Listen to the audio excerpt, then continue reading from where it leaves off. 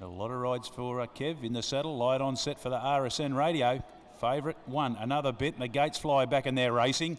And another bit out wide was one of the first to show out, looking to cross the field. Extraction, Vunuvalu both away nicely. I'm a Puppet into the bridle too, settling fourth, just held together. Ariba the inside pushing forward. Knight's Helmet in that division. A length back more Chili, who gets back to third last from Lots of Coin. Josiah. Another bit working towards the 650, takes control, a length in front of Ariba. Vunuvalu's worked a third on the outside. A length back Extraction as they start to string out down the side. Knight's Helmet's back to fifth. I'm a Puppet, it's outside. 2 lengths more Chili, Lots of Coin. And the last one, Josiah. So working to the 4. This favourite's looking good at the moment. Another bit. It's extended the margin at the point of the turn at the 3. Another bit in full flight. Straightens up about 5 in front of Ariba. Vunuvalu battling away with Extraction. A gap, Lots of Coin. Well back then, Knight's Helmet. I'm a Puppet, more Chili and Josiah. But another bit. He's in a race of his own. Brendon Davis keeping him going inside the 100 metre mark. It's Daylight second as another bit goes down to score by about 8 lengths. Second, Vunuvalu. Third, Extraction. Fourth, Lots of Coin. And then more Chili, Ariba, Knight's Helmet. Second last, I'm a Puppet. And the last one home, Josiah. Biggest win of the day, most impressive win of the day, and the first leader to win in 4 races. That has bolted in. Marked urgent from the outside gate.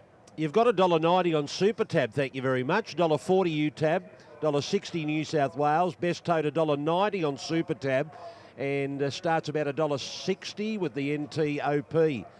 Big margin to the second horse, Vunuvalu, and Extraction has run third. You like that? Just looking at the time, Greg, he's run 102.24.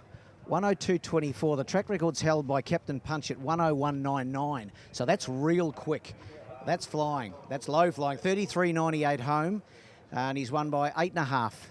Bolted in. He's a 4-year-old. He's only had 13 starts. He might be all right, this fella. We might be seeing him this day next year, I'm tipping. Could be a Palmerston Sprint horse next year for sure. What did Brendon Davis think of that, Bernie?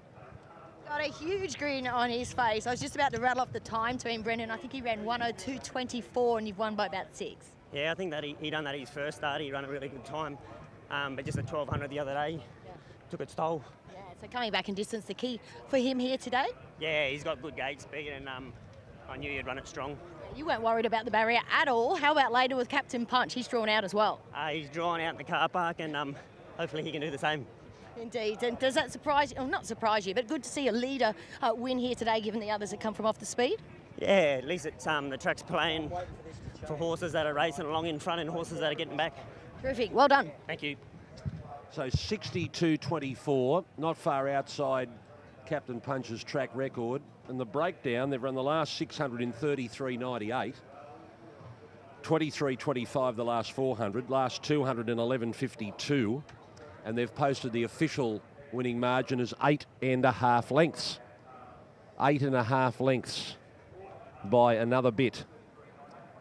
Third win from 14 starts and only its 4th start here in Darwin after previously being trained in Victoria. So Gary Clarke's got another smart one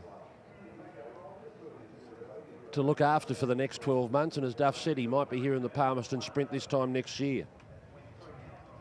Another bit comes back to scale. Number 1, Brendon Davis and Gary Clarke. We're just waiting for Gary Clarke to come down, and I'm sure Andrew's going to find out a bit more too about the 2 captains in the Palmerston Sprint. Andrew, just tell us what happened to Gary Clarke. He injured his arm. Could have been a lot more serious, but what happened? It was the other day before the Derby, Greg, and he was giving Sava 2XL, his Derby runner, a pick, and in the morning, and the horse took fright and gave him a belt, and he's broken his arm. He's got the cast on there, and he was very lucky. He had put his arms up to his head, and he was very fortunate. All right, well, he's just going to have a chat over the fence, but Andrew's going to go and have a chat to the premier trainer here in Darwin, Gary Clarke. Thanks, Greg. Yeah, joined by Gary and one of the part owners, Kevin King. Very smart young horse on Palmerston Sprint Day. Might be a Palmerston horse, do you think, in 12 months? I think so, Andrew. I had a shot at the stumps this year and threw him in, but he didn't make it. But definitely next year he'd probably be up to a race like that, you know. On to the Palmerston. You've got the 2 captains, of course. One's drawn the outside, one's drawn a good barrier. What's your assessment as we get closer to the race? Yeah, the way the barrier draws have panned out, it's going to be hard for both horses. The captain, there's two really fast horses that have drawn inside him, so he's not going to get an easy time getting to the fence or getting to the lead. So there'll be pace early in the race. And when the other old horse had drawn out, Captain Punch, when he gets going, he's probably going to be caught 4 or 5 deep for first part of the race as well, you know. So just got to hope for luck, Andrew. Gary, do you reckon if he could get 3 wide, Captain Punch, he's still good enough to beat them? I think maybe he is. I think he is, Andrew. I think that'd suit him. He's a big horse. You know, he likes plenty of galloping room. Over the years, he's always sort of drifted a little bit on the turn, so being 3 deep won't worry him at all. All the very best, mate. You've got another smart one on your hands. Yeah, I think so. Thanks, Andrew.